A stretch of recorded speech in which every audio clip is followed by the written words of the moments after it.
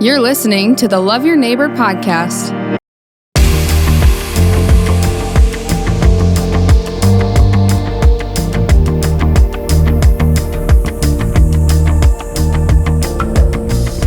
Welcome to Links Podcast. It's great to have you here. My name is John, and the Love Your Neighbor podcast is sponsored by Pizza Ranch and County Fair. And today we have a very special guest, Laura Patzer from Cherry Rock Farms. Welcome, Laura. You got the swag going on. I do. And the funniest part about this is, as I was leaving to come here today, I walked out with a white t-shirt on, and my crew that was working there, as well as my husband, was like, "Brave, you're going to wear white." No, I'm not going to be working on the farm right now.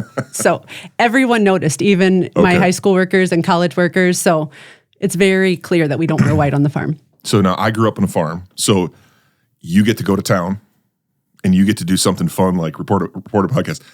Are you going to get a little flack because you're kind of getting out of work today? I am, especially because it's warm. So right now we're working in our greenhouses and doing all sorts of things in the field. So an air-conditioned podcast seems a lot nicer than a hot greenhouse.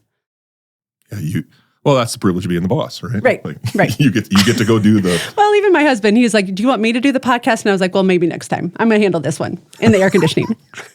Marco, we need you. We need you doing... Because, man, he's all about it. He is. He looks the part. You look the part of a, awesome farm couple. You guys do it really well. I mean, I'm just so impressed by growing up on a farm. It was nothing like what you guys have. Right. Because you have... On a farm, it's usually all back end stuff. You guys have your front end and your back end right there, right? Right. And the production side and the retail side, it's all there. Right. Does that add stress, or is that all you? Maybe that's all you know. It's all I know. I'm not familiar with farms other than moving here. So other than being on some of our friends' farms that have animals and corn or beans, this is all I know. So this is how I farm.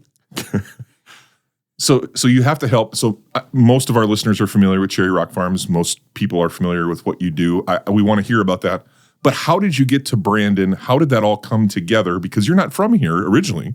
Right. Okay. Right. So our farm is a 4th generation farm. It's actually my husband's father that owns that we took the farm over from. So it just really came up. We've been here for about 8 years now. And it just came up one day. We were in Ohio, both working full-time, separate jobs, and decided, okay, maybe this is time to make the move. Marco's dad had approached him and said, either I sell this farm to you or I'm just going to sell the farm. And it was kind of at that moment that we were like, all right, a big decision's going to be made. And we kind of went from there. And that has to be a team decision. It does. Right? It does. It was super tricky just because I was born and raised in Ohio. All my family was and is still there. Marco, obviously, his dad's here and has other family around. So it was probably an easier decision for him. But my plans were to raise our children by my family, really kind of continue to climb a corporate ladder. And I didn't really envision living on a farm and living this lifestyle at that point in my life. Wow. So at that time, your kids, talk about your family. You guys have how many children? Yep. So we have 3 kids. Okay. At the time when we decided to move here, my oldest was 2.5. My youngest was about, when we moved, my youngest was 10 weeks old. My middle son was 1.5 years, and my oldest son was 3. So it was wild. Literally, as soon as the doctor cleared us to move, or cleared me from having a baby, we got in the truck and moved. I'm sure you've read that research about life change events and how stacking them on top of each other is not a good idea. It's never a good idea. Right. I can remember pulling in, and my mom was kind enough to travel along with us just because I don't even know how I would have done it. And I remember pulling in and thinking, okay, now I've got to conquer this. And, you've got 3 small kids in tow. So it was definitely a big adjustment that you probably shouldn't stack those events on top of each other. So not recommended. Take one at a time. Okay. So raise kids, then start farm. Right. Take over family farm. Okay, good. Or take over family farm, then start having kids and raise them on the farm. Because that really is the lifestyle that we went after, when we were thinking about moving, and speaking with our family. We were praying about it. We were working through talking to our church life group about it, just really getting input from everyone. We decided, this is a lifestyle we want. We were both climbing the corporate ladder. Marco had his own business there. So we were just kind of so frazzled. And while we're still just as busy, there's never a point in time that our kids aren't with us, which is kind of a unique balance. There's never a point where they can't be walking side by side with us. And that's really what we wanted to offer our children. Yeah. Wow. How old are your children now? Okay. So I've got a 12-year-old, so a preteen, which is super duper fun. My middle son just turned 10, and then my youngest is 8. And are they willing workers, or are they, I'm a farm kid. Yeah. So I started working when I was 5 years old. Yeah. And when I was 18, I retired. Yeah. I was like, it was a lot. It is a lot. We're really trying to show our kids the balance. We've both decided that is like super important, just because Marco's dad, David, is still on the farm with us and super active. And I'd say if you asked him, he's kind of over it. Not that he regrets it. I think it's just he never got to leave. So it's been super important to balance like off-farm life as well as farm life for our kids. So we try to get away for vacations, even if it's just a weekend, just to pick up and go somewhere. But we do require some things of our kids just because we want them. My husband is legitimately the hardest worker, and I'm not just saying that because he'll listen to this. The hardest worker that I know. And so my hope would be that our children could see that and be prepared if they choose this path, to know what really goes into it. So we do require a couple hours of work every day. And if you could imagine what that goes over with the 12-year-old, there's lots of eye rolls. Well, I don't have to imagine it. I remember it. Yeah. Yeah. We didn't have, and apples to oranges probably, but we didn't have a market. And how do you, when you talk about this farm, like you're obviously in production and then you're selling it.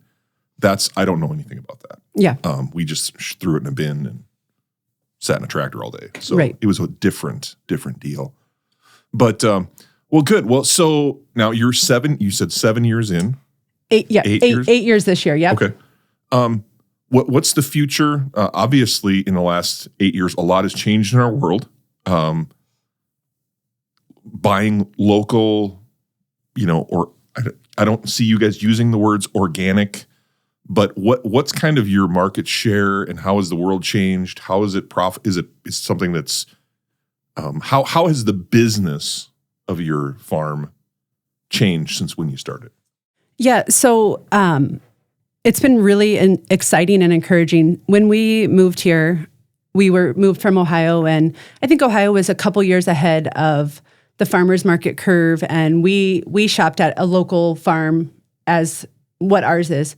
So we kind of moved here more with probably some rose-colored glasses, and we're like, this is going to be amazing. We're going to just take this by storm. And it's just been a little bit slower, but it's catching on here.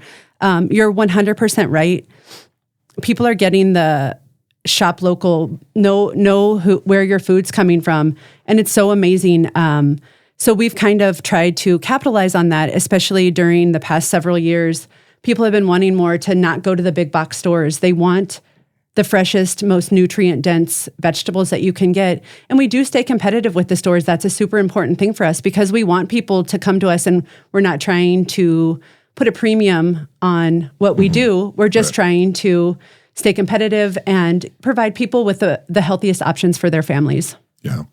I've appreciated how you guys have, you've because when I walk in there, I can feel that family vibe. Like this is a family operation, and being a customer, it's amazing to me. I always find it, fresh eggs, fresh vegetables of all sorts. And I find myself almost being motivated to eat better when I go shop at your place. Well, thank you. So I'm excited for the opening. And by the time this airs, you guys will be open. Yes. But you talked a little bit about the early season and what that's been like of 2022.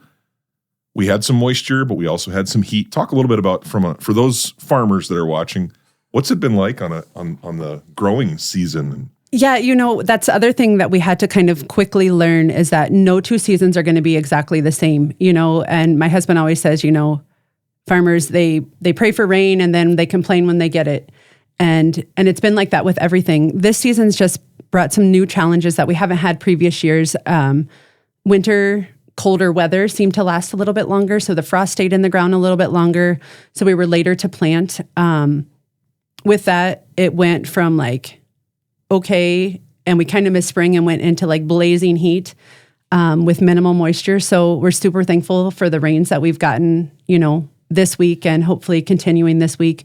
And we're just trying to kind of get caught up. Vegetables are growing, but it's just kind of a slower process, just like with everything else. You need the moisture and the sun, and we've just kind of been lacking that this year. Yeah.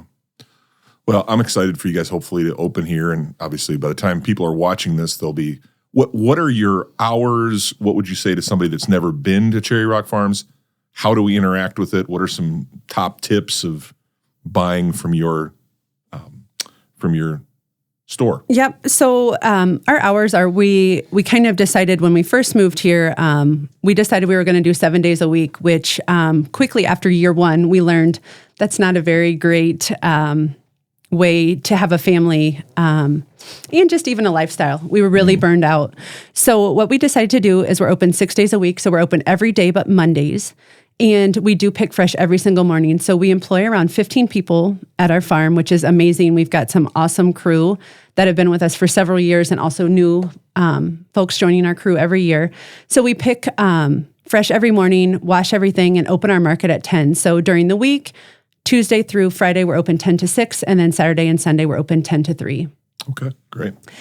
And yeah, so I think it's super cool too. What we decided is as we were kind of like evolving our vision of our market, we really have been partnering with some amazing local producers as well. So you kind of mentioned before, you can get pastured eggs. We also have like honey. We have hives on our farm and surrounding areas in 2 miles. So we sell the honey there. We also partner with some local beef, lamb, chicken. So you're getting like pastured, grass-fed beefs or meats there. We have all sorts of just different greens, jams, jellies. I'm trying to catch everyone because if they watch and I forgot them, it's going to be terrible. Salsa. We'll make sure that we get like kind of a link to your webpage and things. That'd be amazing. If you're interested, come out, or you can go online. And you have a great Facebook. Is it maybe Instagram too? I don't do Instagram, but Facebook. Yes, we do. We especially right now, we're kind of in some tricky hours of, not open every day yet just because we don't have enough vegetables to kind of hit that market. So we definitely try to keep everything updated on social media, Facebook, Instagram. My crew just decided we need a TikTok page. I don't even have TikTok, so I'm not sure how that's going. They're going to manage it for me, which I'm not sure how that's going to go. But we're working through all those issues right now. Opportunities. But then the Chinese are going to take over. Like once you get on TikTok, then it's all downhill from there. Right. Yeah. That's why I've been shying away from it. But they're super excited. They've done one video. I don't even know how many views. And so they do run them by me first. So at least it's not rogue. Good. Well, you're the boss. So they've learned. Run it past Laura and then we can get it. Okay. So, well, talk to us a bit about your, in Brandon. So obviously you're a historical part of our community. 4 generations. That's a while. You've been farming this ground as a family now. Talk to people about maybe somebody that's new to Brandon. What do you love about Brandon, and why has Brandon, you chose to move, from Ohio to South Dakota? What have you loved about that decision? Yeah, so our farm has been around for almost 100 years. In 2025, we'll be hitting our 100-year mark, which is amazing, and we're super stoked about that. I think that the one thing that drew us to Brandon after visiting was just the community. We really have felt so blessed by the community. We've been through some hardships, flooding out, losing everything, hail damage, storms, and we're never like, I'm more amazed by all the people that reach out, community involvement, like, hey, can we pop out and help you with tree cleanup? I never imagined. I didn't come from a small town. I came from Ohio, and then before that, I lived in Chicago for several years right out of college. So this small town community of just like caring for one another, looking after one another has been absolutely amazing. Our kids I homeschooled for a while, and our kids are in the Brandon School District now, and we've done a lot with the schools.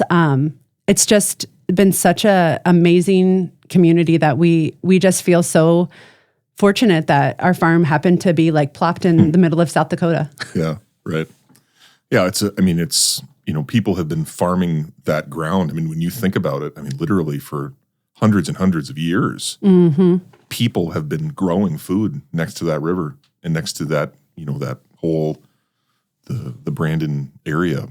We had Jeremy Risty on last season. He talked about the history of Brandon and how it geographically was a very, very rich area in terms of resources, natural resources, and able to produce food, lumber, water, all those things. And you guys are right in the middle of that.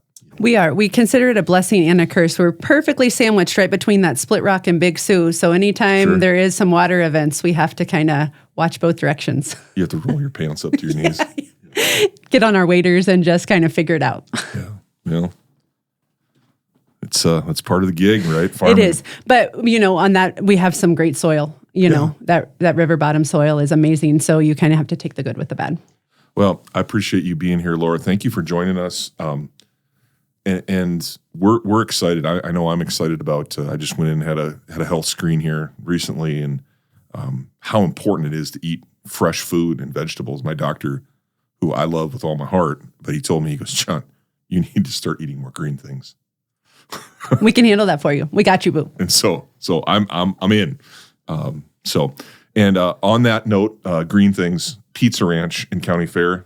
You go there. I mean, you can eat salad till you're sick. Till you're sick, yeah. And so we're having Tiffany Hansen's going to be on this season, but we're going to talk a little bit about Pizza Ranch because it's a place for family. Having 3 kids, I'm sure there's times when you guys say, "Hey, we need to go to Pizza Ranch." We actually do. It's one of kids in a candy store really is what happens there. Who doesn't love to pick all of their things? And there's several times, especially in our busy season, where we're not cooking. Unfortunately, we do have all those fresh vegetables at our fingertips, but I literally am so exhausted. So we actually do climb in the car quite frequently and go down to Pizza Ranch because they can make their own decisions. There's not fighting over who wants this pizza or that.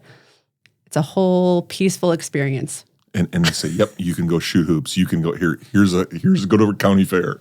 Yes, give your dad and I a date night while you're still here with us. We'll do that. Exactly. So thank you to Pizza Ranch for sponsoring this season, and obviously Pizza Ranch has been doing it for a long time too. Yeah, building community. Every time I go there, I'm seeing people that hey, how you doing? And a great place also for young people to work and learn the value of hard work. Yeah, it's super fun. That's one of the things we love about local places like Pizza Ranch. It's you walk in and you're like, my gosh, am I having dinner with all my friends here? Yeah. And you get to have that. That's the cool part about Brandon too. Yeah, it's amazing. Well, thanks, Pizza Ranch. Thank you, Laura. Yeah, no and problem. Marco, I want to just say thanks for all you do, and excited to see what you guys got on the table this summer. So. Yeah. Awesome. Thank you for having us. Thank you for joining us on the Love Your Neighbor podcast. The purpose of the Love Your Neighbor podcast is to build community one conversation at a time. You can help us build that community by sharing the podcast on your social media channels and rating our podcast on whatever platform you're listening from. Another way is to let us know of any neighbors who have a story. Go Leaks!